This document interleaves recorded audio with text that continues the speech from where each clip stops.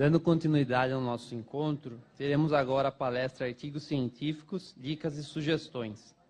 Para essa atividade, convidamos o gerente de vendas da Dotlib, Marcos Criado.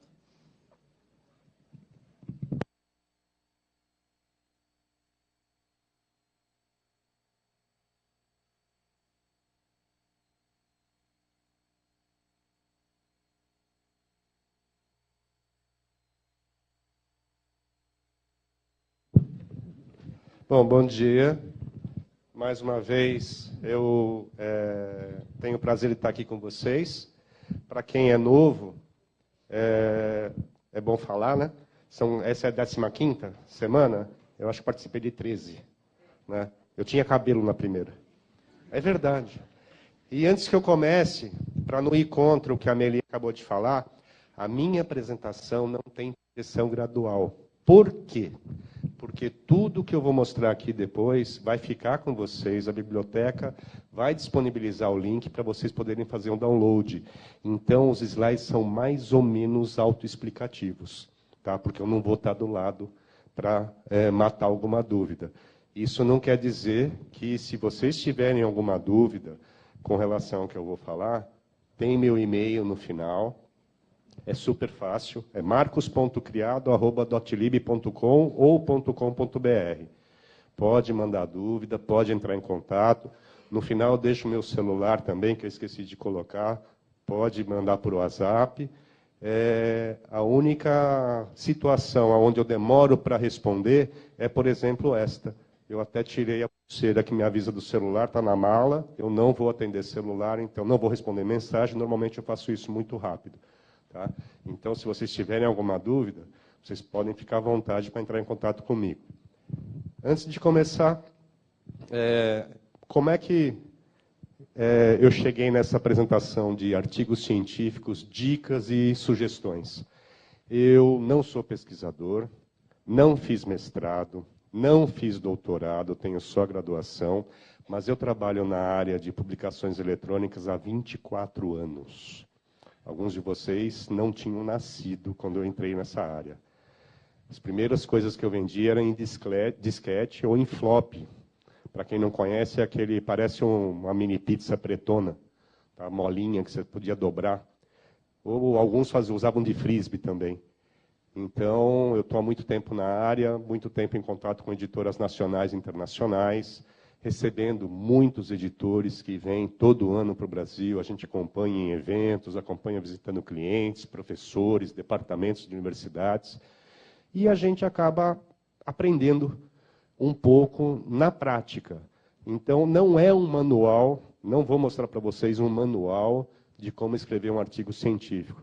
Eu vou dar, é como fala mesmo, são dicas e sugestões para aqueles que querem enfrentar essa tarefa, que é escrever um artigo científico. Na verdade, é uma tarefa bem trabalhosa, difícil, tá? Não estou desestimulando vocês, porque se vocês ficarem desestimulados, vocês estão no lugar errado.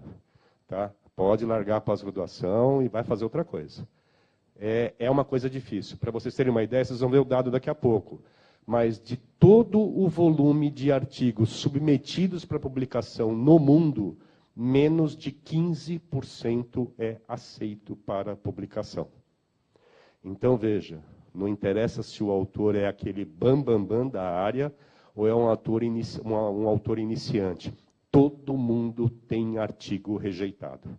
Por N razões, é isso que eu vou tentar abordar com vocês. Para cá. Então, veja, hoje em dia, com o advento da internet, da web, a disseminação do conhecimento ela aumentou numa velocidade exponencial. Antigamente, uma revista publicada na Europa, ela demorava para chegar no Brasil, a revista física, 3 a 4 meses. E a gente tinha que contar com a sorte que ela chegasse inteira. Por quê? Porque ela chegava molhada, chegava rasgada, chegava comida por ratos, porque ela vinha de navio. Tá? Por que ela vem de navio? Porque por avião é muito caro. Então, você imagina, o assinante, se ele quisesse receber a revista por avião, podia. Ele pagava mais que o dobro do valor da assinatura para receber remessa aérea. Tá? Imagine, eu vou dar um exemplo numa outra área, mas é um bom exemplo. O New England Journal of Medicine, a maior e mais importante revista de medicina do mundo. Ela sai toda quinta-feira. Então, vocês imaginam como é que era naquela época, como é hoje. Ela sai na quinta-feira ela está disponível para todos os assinantes. Tá? Então, é importante que a comunicação seja feita de uma forma efetiva, de uma forma eficaz. E também eu vou abordar uma outra coisa daqui a pouco. Até quando chegar na hora eu pulo, para não falar de novo. Hoje em dia, há uma pressão muito grande sobre vocês, sobre os professores, sobre os chefes de departamento, principalmente nas universidades públicas, que são aquelas que geram pesquisa no país. Tá? A gente sabe muito bem que as universidades particulares, as melhores delas, elas não dão preferência para a publicação científica.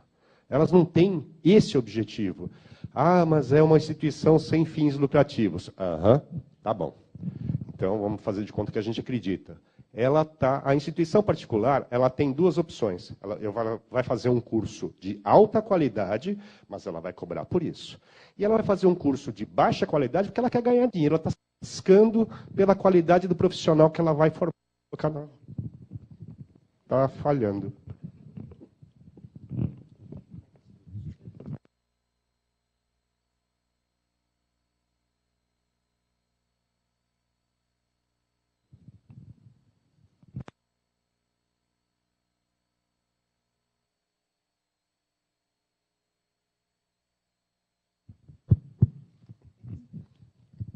É você? Não, sou eu. Eu não gosto de mim. Então, veja, voltando. Tem universidade particular que ela quer ganhar dinheiro. O objetivo dela é esse. As universidades do governo, por pior que esteja a situação da universidade, pode ser a USP, pode ser a Unifesp, pode ser a Unesp, a Unicamp, a UFMG, a UFRJ, vocês não imaginam como é que é fora desse cenário. Se aqui está ruim, lá fora está muito pior para quem está fazendo pesquisa. Então, a universidade do governo, ela incentiva, na verdade, além de ela precisar da pesquisa, mas ela tem um nível, hoje em dia, de cobrança muito grande. Então, o que acontece? O departamento que produz menos conteúdo científico durante um certo período pré-estabelecido pela administração da universidade, tem redução na sua verba de pesquisa. Então, há uma força, uma pressão de fora, provocando os alunos de pós-graduação, os professores, os pesquisadores a publicarem cada vez mais. Então isso, quando a gente acaba fazendo uma coisa com pressa, sob pressão,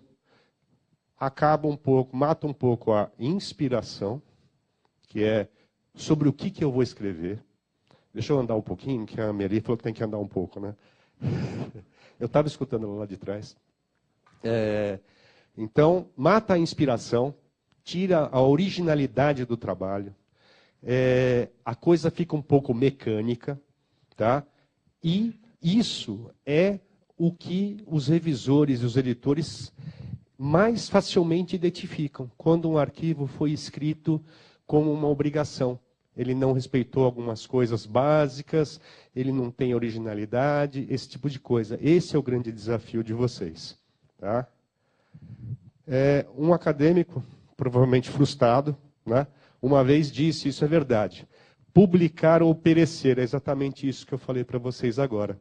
Então, eu sugiro que vocês tentem resistir a esse ímpeto, a essa pressão de eu tenho que publicar. Tá? E procurem levar a coisa da forma mais natural possível, que o que vem com naturalidade normalmente vem melhor, porque você tem um pouco mais de concentração, um pouco mais de esforço, um pouco mais de dedicação para escrever o seu artigo.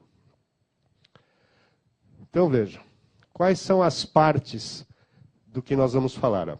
Como escrever um artigo científico, talvez o item mais importante, que ele é o mais frequente, como lidar com a rejeição, tá? Sugestões para revisar manuscritos e escrevendo um bom abstract. Porque o abstract, ele é a parte mais importante do artigo. Por quê? porque é o que o pessoal vai ler quando ele for publicado? Não. É ele que vai ser examinado primeiro pelos revisores e pelos editores. Se eles não gostarem do abstract, eles nem passam para a discussão do artigo. Eles nem vão olhar o artigo de vocês. Então, são 2, 3 anos de trabalho jogado fora, muitas vezes trabalhos excelentes, porque o abstract não foi bem feito. Tá? Então, aí que está a importância dele. Vejam, um artigo... Quem já escreveu um artigo aqui? Então, vocês sabem muito bem o que eu estou falando. Não se escreve artigo em 3 meses, em 6 meses, em 1 ano. Então, vocês podem jogar todo o trabalho fora fazendo um abstract ruim. Tá? Então, essa é a parte importante. Esta apresentação, ela tem como coração alguns artigos que foram publicados na... Cadê o nome da revista? Cerebrovascular Diseases. Essa revista... Ah, mas é de medicina, eu estou aqui na área de engenharia. Tem nada a ver. Nós vamos falar sobre o artigo. O que acontece? Vários médicos, nos anos de 2004, 2013, 2007, 2009, eles estavam sentindo uma dificuldade enorme em publicar artigos. Por quê? Submetia o artigo, era rejeitado. Submetia, era rejeitado. Submetia, era rejeitado. Alguns médicos pegaram e começaram a se concentrar. Então, eles escreveram alguns artigos. Como escrever um artigo científico, como lidar com a rejeição, sugestão para revisão e fazendo bons abstracts. Isso aqui, na verdade, é uma coletânea de artigos. As referências desses artigos estão no final da minha apresentação. Está aqui o detalhe. Eu só não vou falar aqui. Tá? Como preparar e fazer uma apresentação científica. E as referências estão todas lá. Então, veja, um artigo tem, basicamente, 4 partes. Introdução, métodos, resultados e discussão. Mas, antes disso, uma coisa muito importante. Guidelines. Instructions to author. Manuscript guidelines. Manuscript style guide. Ou seja, as orientações, elas não são únicas. Cada editora tem a sua receita. Então, o fato de você ter escrito um artigo e ele ter sido aceito na revista A, não quer dizer que tudo o que você fez para ele ser publicado na revista A vai ser aceito pela revista B. Tá? Isso não é garantido. Por quê? Os guidelines podem ser diferentes. Tá? Então, é muito importante que vocês leiam com calma. Ler guideline é que nem ler manual de celular. Alguém lê? Ninguém. E a gente toma uns bailes do celular de vez em quando, porque você acha que sabe o que tem que fazer. Mas o modelo novo mudou alguma coisinha. Então, aqui é a mesma coisa. Ah, mas eu já publiquei nessa revista ano passado. Ano passado é passado. Pode ter mudado alguma coisa. Então, a gente tem que lutar contra a preguiça de achar que já sabe uma coisa que não é certa. Tá? Isso é muito importante. Nós temos referências de artigos. Olha só, o artigo ele passou em todas as avaliações da editora. Sabe por que ele foi rejeitado? Número de colunas. No Guidelines estava lá, o artigo tem que ser entregue em 2 colunas. O autor botou em 3. Eles nem olham. Eles nem olham o artigo. Por quê? Não soube nem formatar. Se ele não sabe seguir uma regra de formatação estabelecida pela revista, por que eu vou me dar o trabalho de ler o artigo? O que será que faz? Qual é a baboseira que tem aí dentro? Isso é uma realidade. Por isso que o índice de rejeição é alto.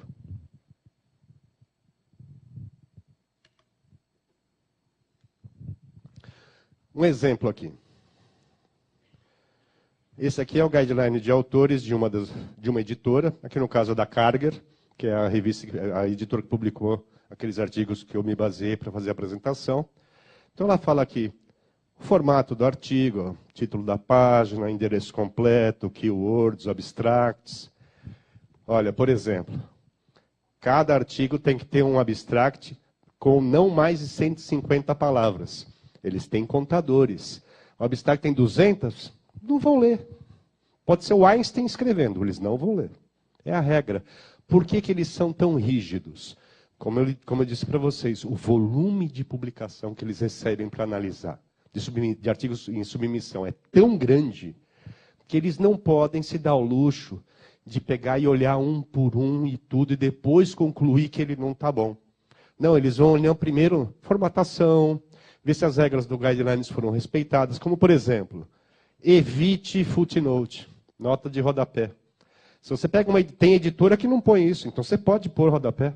Esta editora, no caso, ela fala evite. Se ela fala evite, é que nem o pai falando para o filho, não põe a mão na tampa do forno, está quente. E vira e deixa. Quer pôr a mão no forno? Azar o seu. Quer pôr nota de rodapé? Eles vão olhar, tem nota próximo e já rejeita. Tá? Então veja, as condições do artigo, conflitos de interesse, o tipo de papel, que é o tipo de publicação. Então veja, a introdução. Ela, em geral, tem 3 parágrafos, que na maior parte das vezes dá para explicar tudo o que você precisa, tudo que vale a pena ser colocado na introdução.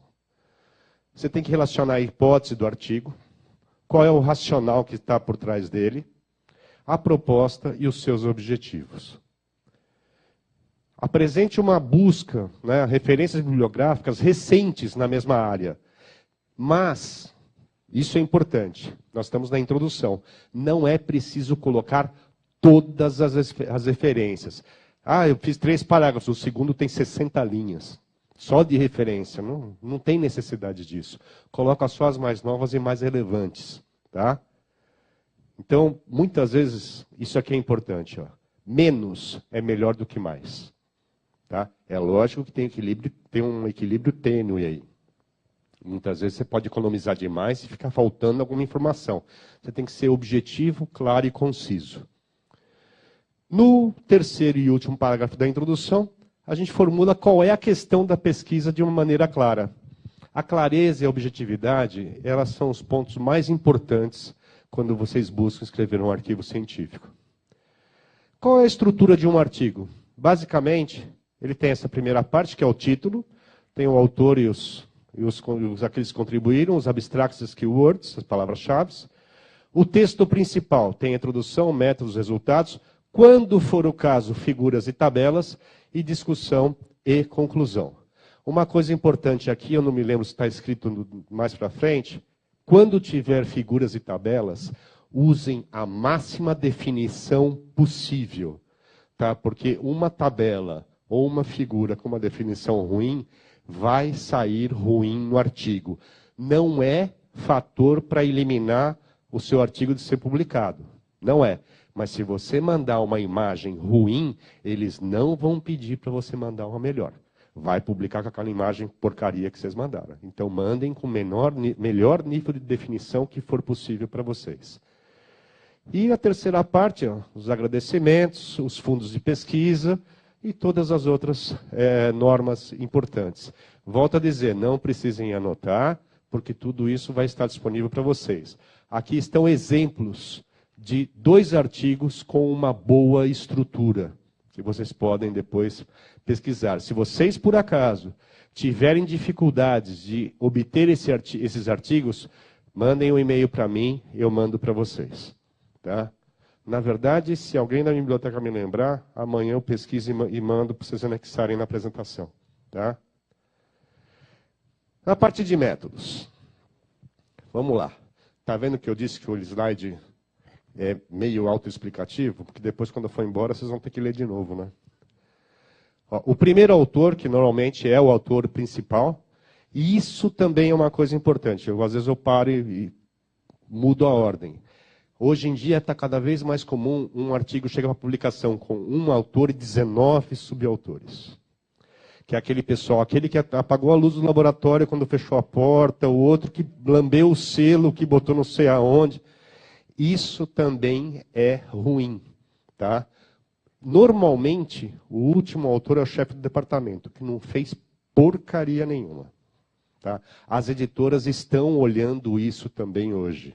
Porque, muitas vezes, esse número excessivo de autores indica uma manobra para aumentar o volume de publicação de certas pessoas. Só que são aqueles reis do segundo lugar, é sempre o vice, nunca é o primeiro autor, porque o primeiro autor é aquele que é o responsável de fato pelo artigo. É aquele que carrega o maior peso do sucesso ou do fracasso do artigo. Os demais, eles estão indo no vácuo. E as editoras estão começando a fazer um levantamento estatístico de que, por exemplo, o José de Abreu, sei lá, o Zé da Silva, vamos falar Zé da Silva, que é mais comum, ele está sendo mencionado em 99% dos artigos que ele aparece, ele é segundo autor. Ou seja, ele não faz nada. Ele está sempre indo na rabiola de alguém. Então ele começa a ser marcado pelas editoras como um cara que, na verdade, ele quer ganhar muito sem fazer esforço. É a famosa lei do Gerson, né, que é tirar vantagem. Então veja, o primeiro autor, ele vai rascunhar o manuscrito, vai fazer aquele primeiro draft, e vai determinar os coautores. Aqui, ó. Inclusão inapropriada dos coautores irão diminuir a aceitação do artigo. Foi o que eu acabei de falar para vocês. Muito coautor prejudica. Tá? O critério de seleção do assunto tem que ser muito bem descrito, tá? Nesse primeiro draft do artigo. E, mais bem descrito ainda, qual foi a metodologia de obtenção de dados. Como os dados que são apresentados e mostrados no artigo foram obtidos. Isso é importante. Você tem que mostrar como a coisa foi feita. Não é só mostrar o resultado final. Como é que se chegou até ele. Isso tem que ser feito num nível de detalhamento que permita que alguém replique o seu artigo. Ou seja, eu vou comprovar isso aqui. Então ele vai repetir aquela experiência, aquela análise, usando a mesma metodologia, que foi bem explicada, e ele quer ver mesmo se aquele resultado foi atingido. Tá? Isso muitas vezes pode acontecer, principalmente no artigo que está sendo avaliado para ser aceito. Tá? Será que essa metodologia está certa? Será que esses resultados são esses mesmos? Infelizmente hoje, por mais que a gente não goste de falar nisso, vocês não gostam de escutar, eu não gosto de falar, existe a fábrica de dados. Né? Então, as editoras, grandes editoras, se preocupam com a veracidade, com a verdade, com a seriedade, com a honestidade dos conteúdos que elas publicam. Elas não vão discutir se elas concordam ou não com o que está sendo colocado no artigo. Mas elas vão procurar publicar somente coisas que foram obtidas a partir de um trabalho verdadeiro, e não com dados fabricados. Por isso que a metodologia é muito importante, tem que ser muito bem explicada. Na parte de métodos, a gente não deve apresentar os dados do estudo. Não, apresenta só a metodologia que foi utilizada. Evidências adicionais, elas podem, que aumentem a confiabilidade nos métodos, podem ser colocadas, tá, contanto que sejam colocadas de forma moderada, e apontar claramente qual é o comitê de ética local que aprovou o estudo, quando houver no caso. Quando não houver, não precisa colocar. Subtítulos, é extremamente importante você pegar a parte de métodos e dividi-la, de acordo com a necessidade, em subtítulos. E o último parágrafo da parte de métodos, ele vai descrever as ferramentas de análise estatísticas empregadas. Veja, salvo ledo engano, quase todo mundo, ou todo mundo aqui é engenheiro, certo? Ou ciências da computação, mas são áreas da áreas exatas. Porém, vocês, na maioria de vocês, não são estatísticos. Então, por mais que vocês tenham habilidade e utilizem fórmulas de análise estatísticas muito bem, é bom pedir para alguém da área lá do ICMC, da área de estatística, conferir os seus cálculos para ver se a sua estatística apresentada no artigo está correta. Tá? Isso é muito utilizado. Sejam engenheiros, sejam médicos, qualquer área. Tem dado para ser analisado, tem um dado estatístico, peça para um estatístico dar uma olhada. E depois você agradece ele. Agradece pela conferência dos dados estatísticos na parte de agradecimentos, põe lá, fulano de tal, departamento tal, da faculdade tal, analisou os dados estatísticos, auxiliou na análise estatística do artigo, coisas assim. Porque isso evita que você cometa um erro que para você passe desapercebido, mas que a editora pegue na hora da revisão do artigo. Tá? Na parte de métodos, um exemplo de falta de detalhes que impossibilita a reprodução. O cara escreveu aqui, ó, images were obtained using a MR scanner. Tá, muito bem. O melhor teria sido escrito assim, images were obtained using a 3 Tesla MR system, indicating brand and model, with a 8-channel sense head coil. Ele exemplificou, ele descreveu exatamente qual foi o tipo de equipamento que foi utilizado para obter as imagens. Então, ou seja, ele permitiu que alguém replique, né, reproduza o trabalho que ele fez, utilizando o mesmo tipo de equipamento, inclusive indicando a marca e o modelo. Aqui chega nesse nível de detalhe. Falar isso não é ser detalhado demais, é ser acurado, é ser objetivo e ser claro. Tá? Vejam, a parte dos subtítulos que eu falei. Materials and Methods, olha aqui. Collections of cervical samples, HPV detection, statistical analysis. Esses são os subtítulos que são usados dentro da parte de material e métodos que facilitam a compreensão, né, do analista, do revisor, do editor que estão analisando o seu artigo para ser publicado. Resultados. É a parte mais importante do artigo, óbvio, né? Mas tem que tomar muito cuidado com ela. Eles devem ser apresentados de forma clara, evitando o uso de frase longa e confusa. Tem uma coisa que se fala muito, que é assim, vamos voltar aqui. A collection of cervical samples and personal information. Então, vamos pegar aqui. Aí, esse aqui é o subtítulo, né? Collection of cervical samples. Aí a frase começa. The collection of cervical samples were... Não, você acabou de falar, está lá nos subheadings. Não repete, isso é um subterfúgio para aumentar o tamanho do texto. Então, o subheading já está falando o que é, já começa falando direto, não precisa repetir a frase. Isso é um vício de escrita que muitos de nós têm. Tá? Isso é uma coisa, às vezes, inconsciente. Por isso que mais para frente eu vou falar o que é importante, que muita gente olhe o seu trabalho. Tá? A parte mais importante, tem que apresentar os dados relevantes, manter o foco no objetivo do artigo, não devagar. Se o autor se perde no artigo, se ele se perde na hora de mostrar os resultados, quem dirá os revisores que não fizeram o trabalho, estão só lendo, vão ficar perdidos também. O autor deve defender a sua opinião em cima dos dados obtidos e não com argumentos. Ele não pode argumentar.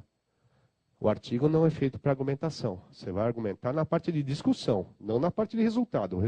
Um é um, dois é dois, branco é branco, preto é preto. Acabou. Aí não dá para argumentar. É um branco um pouquinho mais não sei o que lá. Não. Tem que se ater aos resultados. Esse tipo de frases devem ser evitadas. Tabela 1 resume os achados no subgrupo C. Ou seja, a tabela 1 está 3 páginas para trás, o subgrupo C está logo na frente, aí o revisor vai para frente e vai para trás. Para entender do que se está falando, tem que ter uma coisa um pouco mais lógica, mais fácil de ser entendida. Tá? Poucas pessoas, quase nenhuma, conseguem escrever o artigo na primeira. É feito o primeiro rascunho, é feito o segundo, é feito o terceiro.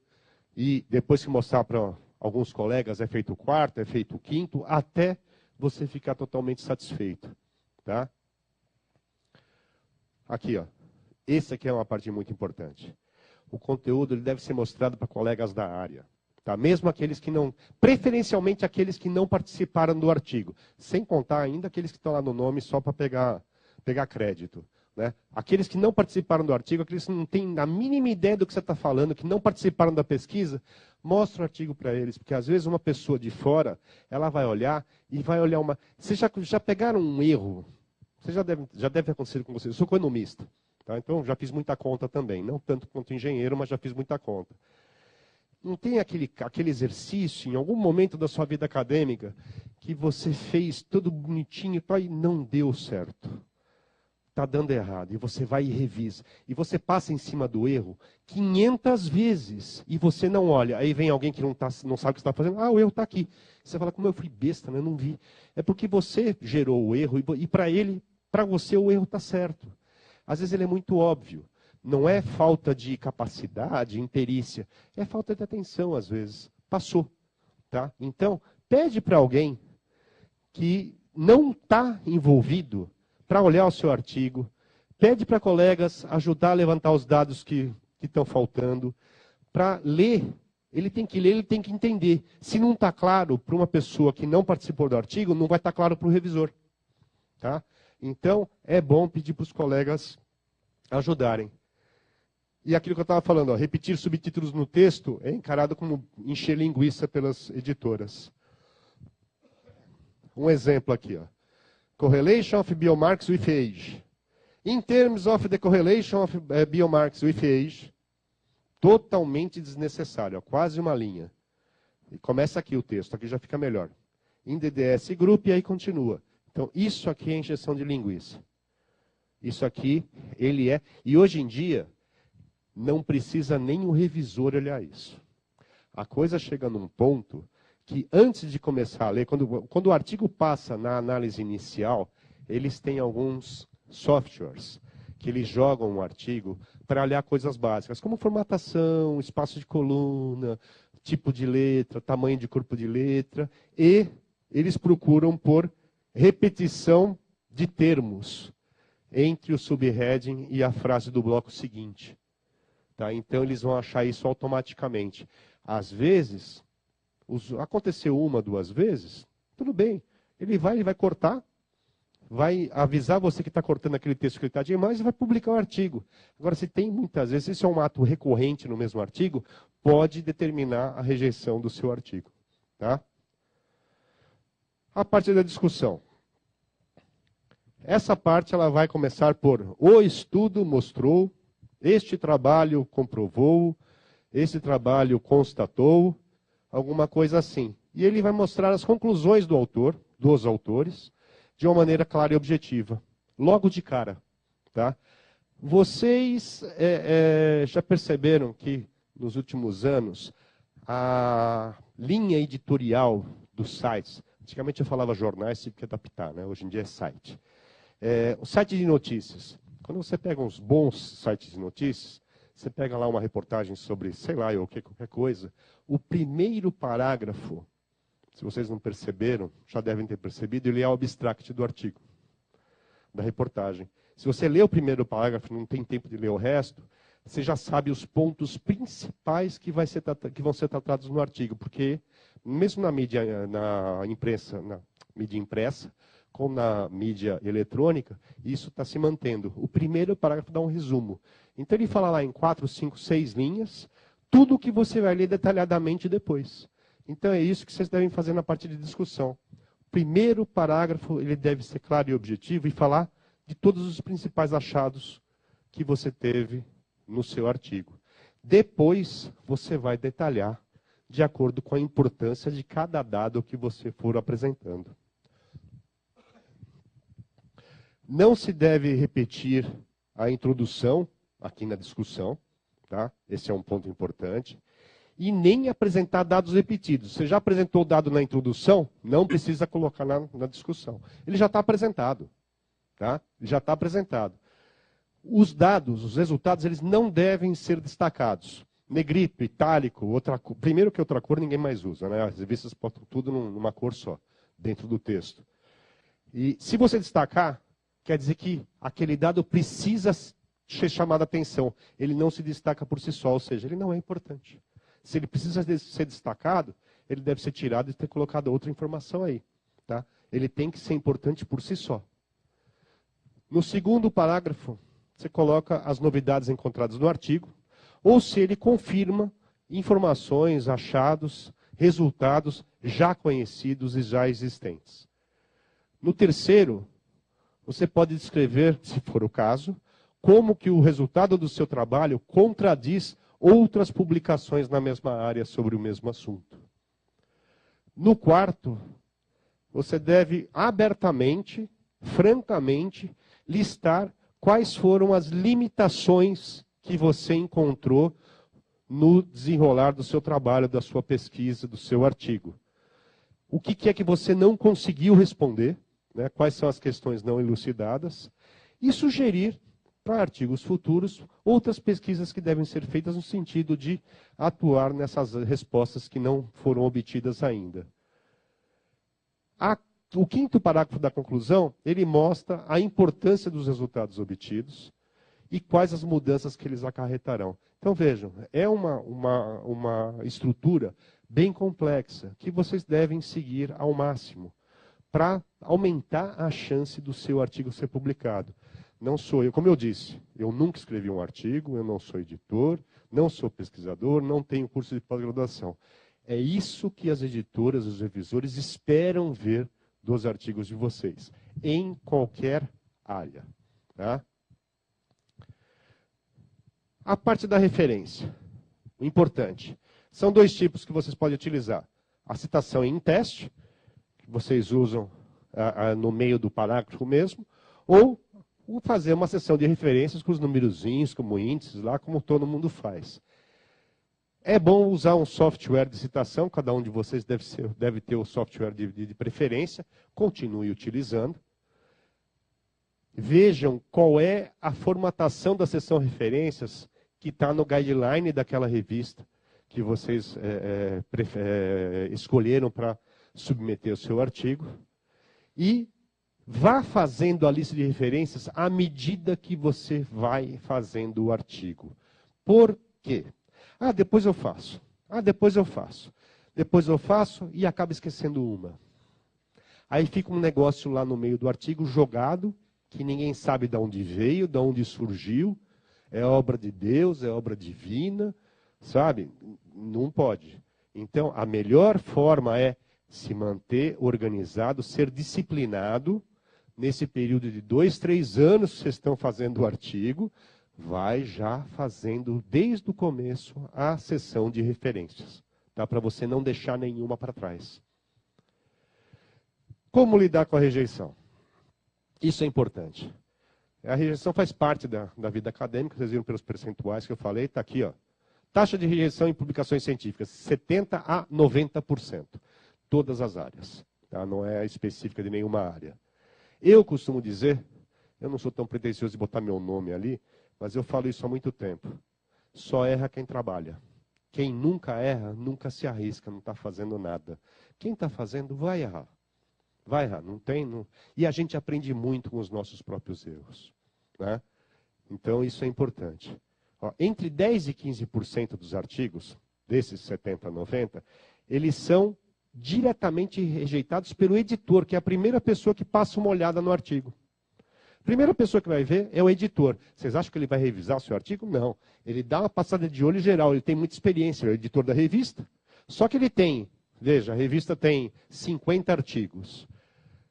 Se ele vai rejeitar 90%, ele recebeu pelo menos 450, 500 artigos. Ele não vai ficar passando, lendo todos eles, vai dar uma olhada rápida. Então, aquelas coisas mais gritantes, que é a formatação, que é não respeitar a guideline, ele falou para não ter rodapé, tem rodapé, ele já vai rejeitando. Então, de cara, ele já mata 15% desses 70 a 90 aqui. E depois ele passa para os revisores, que são o verdadeiro bicho-papão, né, na área de publicação. É necessário aprender, vocês viram pelos números, não tem, não, eu não vou precisar disso. Não, todo mundo precisa saber lidar com a rejeição. Isso é importante. Tá? Então, veja, é usado o modelo de Kübler-Ross, que são os 5 estágios do luto. Eles foram criados pela doutora Elisabeth Kübler-Ross, que é uma suíça, em 1969. Né? E aí começa o seguinte, com o recebimento da notificação da rejeição, muitos autores podem experimentar vários estágios, ou todos, nesta ordem. A negação, a raiva, a negociação, a depressão e a aceitação.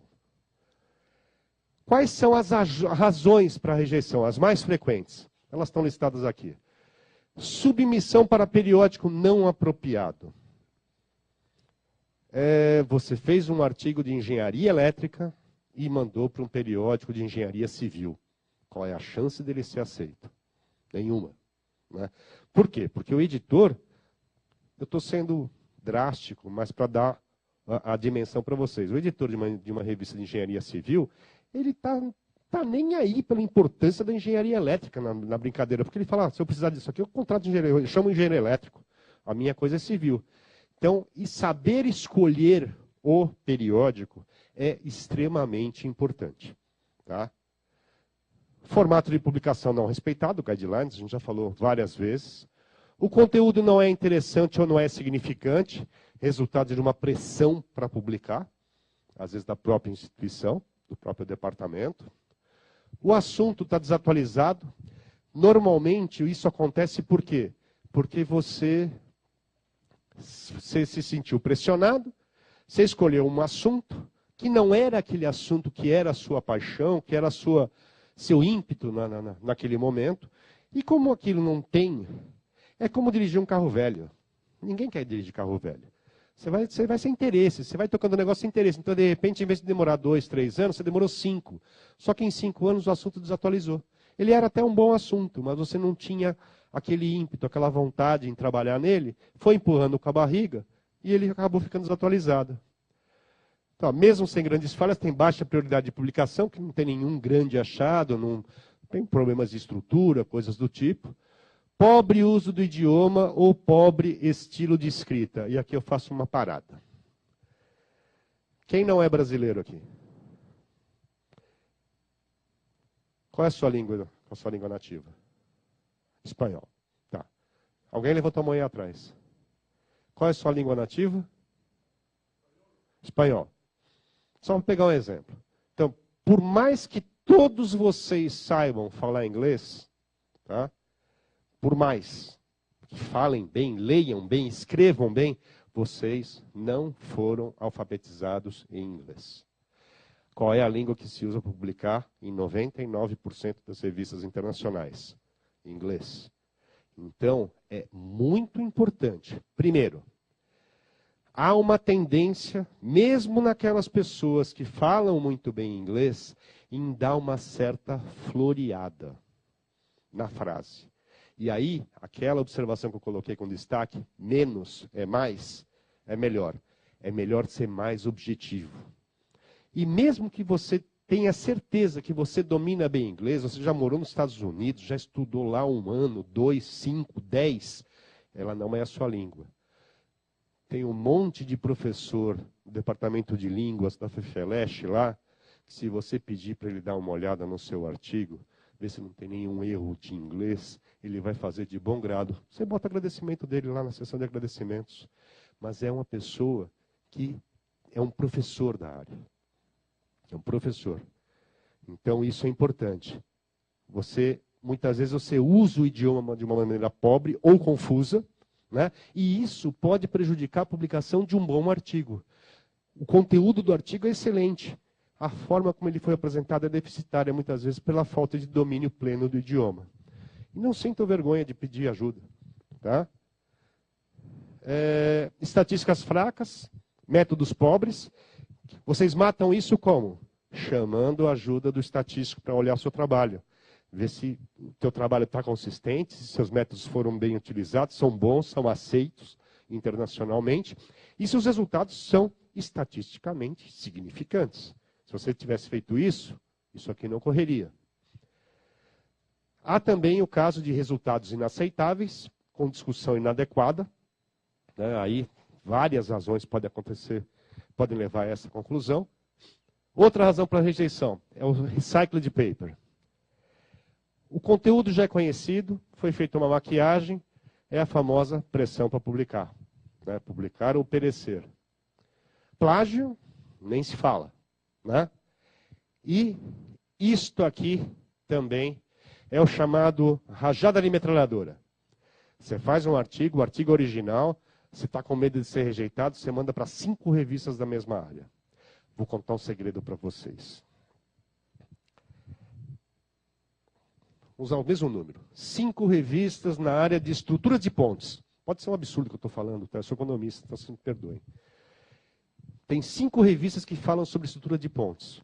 Vocês pegam e mandam o mesmo artigo para 5. Vocês sinceramente acham que cada uma delas tem o seu grupo de revisores próprios? Ou um revisor trabalha em uma, 2, 3 ou até nas 5? Se ele vê o artigo em uma e rejeita, ele vê na segunda, a hora que ele vê o nome do artigo em você, ele nem se dá o trabalho, já, tchau, e vai embora. Isso é a morte, porque mostra o quê? Falta de confiança no próprio trabalho. Tá? Então, a seleção do periódico é importante e submeta para um só. Depois, vai ver, você pode até receber a rejeição. A rejeição nunca é aquele negócio que os pais da gente falavam para a gente. Ah, posso fazer isso? Não pode. Por quê? Por que não? Não vem assim, porque não vou publicar, por que não? Ele vem, a rejeição vai explicar por que o artigo foi rejeitado. Muitos deles têm salvação. A própria revista fala, olha, se você fizer isso, isso e isso, pode ser que ele venha a ser publicado em outro periódico. Raras vezes, a própria revista fala, olha, se você melhorar esta parte aqui assim, ou se você consertar isto, reenvie para a nossa apreciação. Está praticamente aceito. Ele pediu para você dar uma acertadinha, que é um trabalho que eles não querem fazer para você. Você tem que fazer. Tá? Mas quando eles rejeitam, se eles não falarem para você reenviar, você pode ajeitar o artigo de acordo com como foi sugerido e enviar para outra revista. Pode ser que ele seja aceito, porque alguém já deu uma olhada no seu trabalho. Tá? Está acabando. Pontos a serem considerados. Número crescente de pedidos de publicação, para também número crescente de pedidos. Então, número de periódicos. Então, as regras e as exigências para a rejeição elas são muito grandes. Né? Então, eles são obrigados a rejeitar, porque eles recebem 5.000 artigos para publicar por ano. Eles só têm espaço para publicar 500. Eles vão ter que rejeitar 4.500. A revista, ela não... Vocês sabem muito bem disso, as revistas das áreas de vocês. Elas não passam de um ano, ela tinha... Essa revista tem sempre 30 artigos. No ano que vem ela não tem 60. Não é assim que a coisa funciona. Porque também tem a credibilidade da revista. Ela não pode ceder à pressão do mercado e aumentar o seu conteúdo, porque é aquele negócio. Se aumenta o conteúdo, a qualidade cai. Tá? Essa é a preocupação. São milhares de artigos que são publicados manualmente. Tem a pressão do publicar ou perecer, né? Que é aquilo que eu já tinha falado antes, que é necessário publicar para promoção, pedido de verba, manter recurso do departamento, manter o cargo, e a corrida para publicar um maior número de artigos científicos dentro da instituição para se destacar comparado aos outros departamentos. O recebimento da notificação de rejeição. Que normalmente ele chega por e-mail, tá? E ele vai deixar o autor chateado, em estado de choque. Então, primeira coisa, senta, calma, e vamos lá. A negação, esse é o primeiro estágio. Será que o endereçamento está correto? Ele é mesmo para mim? Né? Menciona o meu artigo mesmo? É o periódico que eu mandei? Você está tentando achar uma desculpa? Não é comigo. Não é comigo. Você está vendo teu artigo morto ali? Não, mas não é comigo. A segunda é o estágio de raiva. Você amaldiçoa o editor, né? Pode fazer isso em silêncio, não precisa... Agora, enviar uma carta furiosa para o editor... Pode parecer engraçado, mas tem gente que faz isso. Aí ele está sepultando sua vida de autor de artigos. Pelo menos nessa publicação e naquelas outras que o editor tiver contato. Porque essa informação, ela é... Isso aqui é o SPC da publicação científica. Você faz uma bobagem com uma revista, todo mundo fica sabendo logo depois. Tá? Enviar um e-mail spam, amaldiçoando o editor e o periódico, não é muito aconselhável. E muitos autores irão culpar os coautores ou o projeto em si. Primeiro, quem escolheu o coautor? O autor. Quem desenvolveu o projeto? O autor. Bobagem, perda de tempo. Negação. Negociação. Buscar uma saída. Muito improvável. Escrever ao editor pedindo uma segunda revisão. Ele não vai dar a mínima bola e provavelmente não vai nem te responder. Reescrever o artigo e enviar para o mesmo periódico. Ele não vai ter sucesso, a não ser aquilo que eu já comentei, que o próprio periódico tenha solicitado que você refaça alguma coisa. Tá? Estágio da depressão, ele é alcançado quando se aceita a rejeição. Aí você pede o apoio dos colegas, né? Aqueles que já passaram pelo mesmo processo, pelos percentuais, vocês não vão ter dificuldade de achar que já teve artigo rejeitado. Né? Pede um conselho, tapinha nas costas, vamos tomar uma cervejinha, vamos chorar junto, vamos xingar o editor junto, mas vamos trabalhar para refazer o negócio. Muitas vezes dá para salvar o trabalho. E o quinto é a aceitação. É buscar uma solução realista para o problema. E a decisão para rever o artigo baseado nas justificativas de rejeição e enviá-lo para outro periódico, a não ser que o próprio periódico tenha solicitado para que você enviasse para eles mesmos. Se ele não solicitou, não tente, mande para outro. Nem todos os autores eles passam por esses estágios da mesma forma, eles têm maior ou menor intensidade, mas todos vão passar de alguma maneira por esse processo. O mais importante é chegar na parte da aceitação, é tipo, tá, tudo bem, o que dá para a gente fazer, o que dá para salvar? Vamos reescrever, abandonar a ideia, vamos começar do zero de novo, ou vamos ver o que eles falaram que está ruim, refazer e mandar para outra revista. Esse é o mais importante. Ó, repetidas rejeições por inúmeros periódicos podem sugerir, na verdade, indicam que o artigo tem falhas fatais, é melhor não perder tempo. Tá? Então, a melhor coisa, abandona, começa outro projeto, desenvolve outra ideia. A revisão científica, ela é um processo que os revisores usam para olhar o trabalho de vocês. Como é que eles fazem isso? Avaliar de forma responsável, eles verificam os manuscritos em profundidade. Eu estou falando do revisor e não do editor, tá? Eles educam os autores e os editores, que na verdade é a revisão por pares, né? Quem vai revisar um artigo da área é um especialista da área. E ele coloca a opinião dele a favor ou contra o artigo, sempre baseado na área dele. Ou seja, é sempre um especialista que vai estar analisando. Se você escreveu sobre uma certa disciplina, é um cara especialista naquela área que vai avaliar o seu artigo e não outra pessoa. O revisor ele comunica claramente ao editor seu interesse e sua área de atuação. Ele se manifesta quando ele diz, eu quero ser revisor da sua revista, ele vai falar com ele claramente qual é a área que ele tem objetivo. Ele, quando encontra conflito de interesses, ele recusa fazer revisão de um artigo ou outro. De repente, o artigo é de um colega, eles foram colegas de faculdade, foram colegas de turma, trabalham no mesmo laboratório. Ele fala, não posso avaliar isso, porque esse aqui eu conheço o trabalho dele, trabalhamos na mesma instituição. Eles têm a obrigação de fazer isso. E eles fazem, porque senão, eles perdem o emprego nessa revista. Eles têm que ser muito sérios. Eles têm que determinar para cada artigo a validade metodológica, a originalidade, a significância dos resultados, nível de clareza, o interesse dos leitores no resultado e o mais importante, o abstract reflete corretamente o conteúdo do artigo. Se o seu artigo passar por tudo isso, ele vai ser publicado. Quando ele rejeita, ele apresenta críticas e sugestões de forma clara, em uma lista enumerada. Ele nunca é sarcástico, nunca usa de termos ofensivos, isso não ocorre. Tá?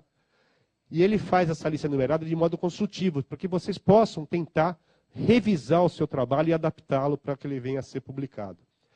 Na verdade, o revisor, ele julga vocês, os autores, como ele gostaria de ser julgado, como ele gostou de ser julgado quando ele era um autor, antes de se tornar um revisor. E por fim, o abstract. O abstract, isso aqui é uma brincadeira que algum maluco fez, a montagem da palavra absolutely straightforward actual data presentation and interpretation. É ser absolutamente direto na apresentação e interpretação dos dados atuais. São muitos abstracts que são escritos durante todo o ano, tá, de artigos que são submetidos para publicação. E o segredo é, como eu já disse, ele tem que ser conciso, objetivo e claro. Quando eu digo conciso, objetivo e claro, tem naquela editora que eu usei de exemplo, 150 palavras. Algumas editoras falam em 250, outras em 200. Então é bom não testar o contador de palavras deles. Tá? Ele tem que tratar objetivamente das 4 partes do artigo, ele tem que falar da introdução, dos métodos, resultados e discussão. Né? A seleção da categoria apropriada também deve ser feita com muito cuidado. Isso vai... A seleção da categoria que eu digo é a seleção do periódico. Isso vai assegurar que um rol de revisores especialistas vão avaliar o seu trabalho. Eles têm condições de fazer isso. Sobre os métodos, ele deve mostrar só muito rapidamente o desenho do estudo. Tá? Ele não deve apresentar dados. Dados é para a área de resultados. E o dado mais importante, ele deve ser justificado lá no final do abstract, como a justificativa do autor, com suas conclusões sem argumentação, sem especulação. Os erros mais comuns no Abstract são incapacidade de afirmar a hipótese, a razão do estudo mal colocada ou ausente, o tamanho da amostra que muitas vezes não é estatisticamente significante e as conclusões que se permitem, que estão comunicando especulações e opiniões e não constatações. Tá? Por fim, mas não menos importante, é o que eu tinha colocado. Até vocês podem usar essa editora aqui, apesar dela ser uma editora em medicina, essa parte desse trabalho ela é feita para escrita científica. Esse site aqui, ele tem uma página que auxilia autores que não têm a língua inglesa como língua mãe a escreverem melhor os seus artigos. Então, vocês podem utilizar se vocês quiserem. Tem várias outras ferramentas disponíveis para vocês de graça que auxiliam nessa parte. Aqui são as referências dos 4 artigos que eu utilizei, né, que eu mostrei no começo. Meu e-mail está aqui. E agora a parte que vocês esperaram. Agora vocês vão aplaudir. É o sorteio. Nós vamos fazer do tablet. Só ganha quem está presente. Obrigado, gente. Obrigado. Nós vamos usar o sorteador que já tem o nome de